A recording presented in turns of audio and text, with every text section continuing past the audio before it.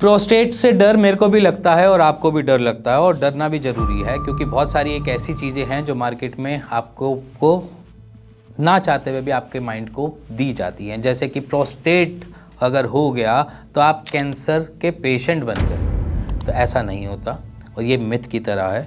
अगर मान के चलो उसके चांसेस बढ़ते हैं, बट वो कैंसरस अभी नहीं होता। तो इसीलिए अगर नॉर्मली अगर आपको प्रोस्टेट ग्लैंड इनलार्ज आया है तो ज़रूरी नहीं कि वो कैंसर बन गया है।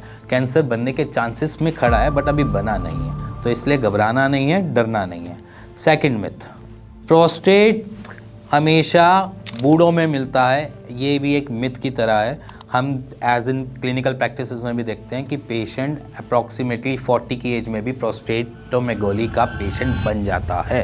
तो इसीलिए ऐसी चीज़ें छोड़ दो कि वो सिर्फ बुढ़ापे में ही मिलेगा, बुढ़ापे में ही दिक्कत आएगी, उससे पहले भी आ जाती है। लोगों को 38 की एज में भी प्रोस्टेटोमेगोली बन जाता है, तो इसलिए अपना ध्यान रखो।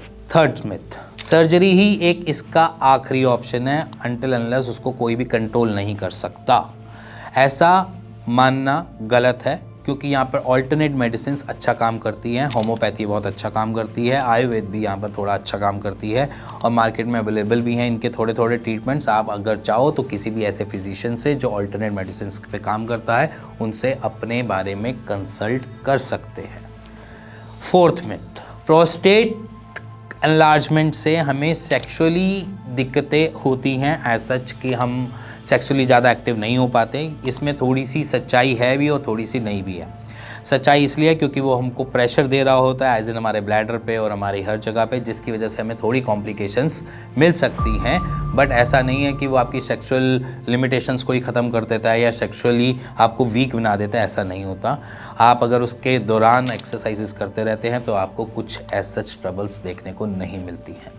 Myth fifth, reduce urine flow is normal in age. मेरे हिसाब से ये गलत एंगल पे है, क्योंकि विथ एज अगर हम देखते हैं most of the patient diabetic हो जाते हैं, उनको यूरिनेशन ज़्यादा लगती है और ऑफनली बहुत ज़्यादा लगती है।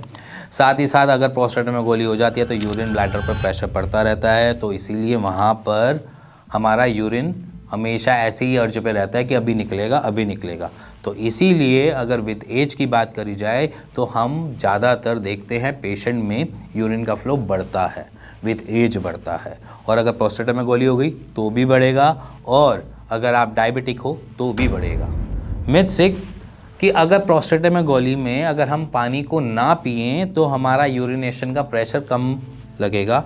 तो सबसे पहली चीज़ समझना कि प्यास से कम तो वैसे भी पानी नहीं पीना, ठीक है, प्यास के बराबर ही पीना। हाँ, हमको कुछ कॉम्प्लिकेशंस मिलती हैं प्रोस्टेटोमेगोली में कि हमारा यूरिन ब्लैडर हमेशा ही किसी ना किसी कॉम्प्रोमाइज़ सिचुएशन में रहता है, जिसकी वजह से हमें यूरिनेशन मिलती है। बट अगर मैं यहाँ पे बोलूँ कि पानी पीना छोड़ दो, ये गलत एंगल होगा।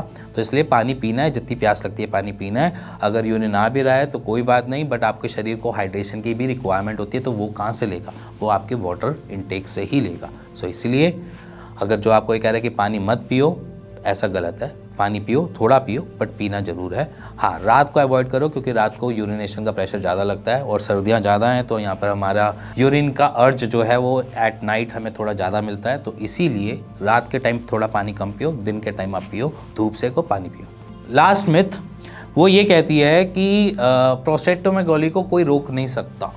ऐसा कुछ नहीं है। अगर आज की डेट में आप प्रिवेंशन लेना चालू कर देते हो, आपको पता है कि मेरे फादर या ग्रेट ग्रैंडफादर या ग्रैंडफादर को कुछ ऐसे सिम्टम्स आए हैं जहाँ पर वो प्रोस्टेटोमेगोली में फंसे हैं, तो ये आपको एक तरीके से अभी से ही आपको चैप्टर मिल रहा है कि आप अपने ऊपर काम कर लो, जिसकी वजह से आगे आने वाले जेनेटिक डिसऑर्डर से बचे रह जाओगे और प्रोस्टेटोमेगोली में नहीं कन्वर्ट होगे।